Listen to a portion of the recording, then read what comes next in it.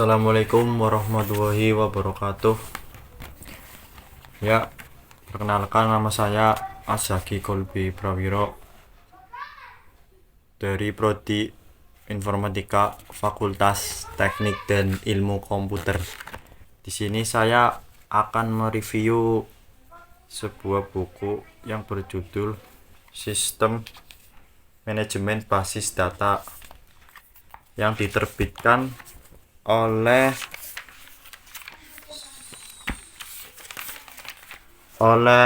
Teknosain.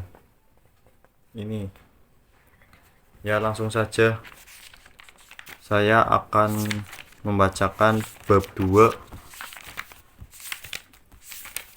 yang berjudul Operasi Basis Data. Yang pertama, operasi basis data. Di dalam sebuah disk atau hard disk, basis data dapat diciptakan dan dapat pula ditiadakan. Di dalam sebuah disk dapat ditempatkan beberapa lebih dari satu basis data. Sementara dalam sebuah basis data dapat ditempatkan satu atau lebih file atau tabel.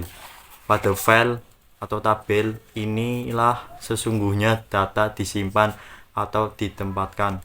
Misalnya, dalam sebuah basis data penjualan terdiri dari tabel barang, faktur, pelanggan, dan transaksi barang. Operasi-operasi dasar yang dapat dilakukan berkenaan dengan basis data sebagai berikut. 1. Pembuatan basis data baru atau create base database, identik dengan pembuatan lemari arsip yang baru. Penghapusan basis data atau drop database, identik dengan perusakan lemari arsip, termasuk isinya jika ada. Yang ketiga, pembuatan file atau tabel baru ke suatu basis data atau drop table, identik dengan perusakan map arsip lama yang ada di lemari arsip. Yang keempat, penambahan atau pengisian data baru ke sebuah file atau tabel di sebuah basis data, insert, identik dengan penambahan lembaran arsip ke sebuah map arsip. Yang keempat, pengambilan data dari sebuah file atau tabel, retrieve atau share, identik dengan pencarian lembaran arsip dari sebuah map arsip. Yang ke-6, pengubahan data dari sebuah file tabel atau update, identik dengan perbaikan isi lembaran arsip yang ada di sebuah lembaran arsip. Yang ke-7, penghapusan data dari sebuah file tabel atau delete, identik dengan penghapusan sebuah lembaran arsip yang ada pada sebuah lemari arsip. Yang kedua, ini kegunaan basis data. Penyusunan suatu basis data digunakan untuk mengatasi masalah-masalah pada penyusunan data, antara lain: yang pertama, redundansi dan inkonsistensi data. Yang kedua, kesulitan pengaksesan data. Yang ketiga, isolasi data untuk standarisasi. Yang keempat, multiple user atau banyak pemakai. Yang kelima, masalah keamanan atau security. Yang keenam, masalah integrasi atau kesatuan. Masalah data independence atau kebebasan data. Yang pertama, redundansi dan inkonsistensi data. Redundansi terjadi jika suatu informasi disimpan di beberapa tempat.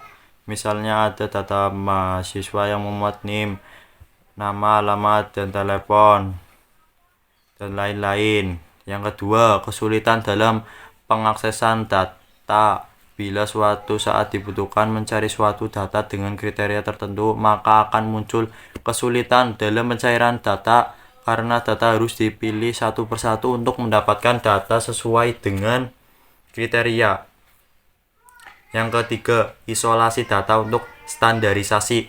Jika data tersebar dalam beberapa file atau tabel dalam bentuk format yang tidak sama, maka ini akan menyulitkan dalam menulis program aplikasi untuk mengambil dan menyimpan data. Yang keempat, multiple user atau banyak pemakai basis data memungkinkan penggunaan data bersama-sama oleh banyak pengguna pada saat bersamaan atau pada saat yang berbeda.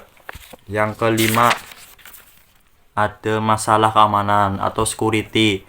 Tidak semua pemakai sistem basis data diperbolehkan untuk mengakses semua data. Misalkan data mengenai gaji karyawan hanya boleh dibuka oleh bagian keuangan dan personalia. Yang lain tidak diperkenalkan bagian gudang untuk membaca dan mengubahnya. Yang keenam, masalah integritas atau kesatuan. Basis data berisi file atau tabel yang saling terkait untuk menjaga konsistensi data, sehingga perubahan data pada suatu file master akan mengakibatkan perubahan data pada file lain yang saling terkait dengan file master tersebut. Yang ketujuh, masalah independence atau kemandirian data. Independence atau kemandirian data di mana perubahan yang terjadi pada tingkat yang lebih rendah tidak mempengaruhi tingkat yang lebih tinggi. Ya, sekian dari saya, kurang lebihnya mohon maaf. Wabillahi taufiq wal hidayah. Wassalamualaikum warahmatullahi wabarakatuh.